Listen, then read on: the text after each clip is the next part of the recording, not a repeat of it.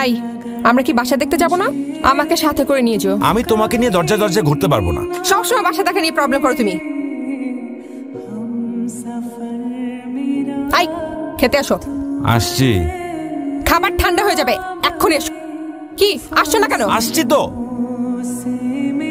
আমরা কি আলমারি কিনবো না?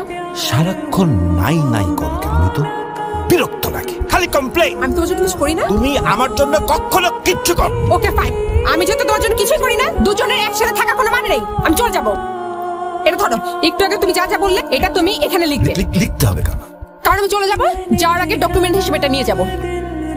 তুমি যা যা করনি তা হচ্ছে: 1, আমার সাথে প্রতারণা করনি; 2, আমার বিশ্বাস চলে যায় এমন কিছু করনি।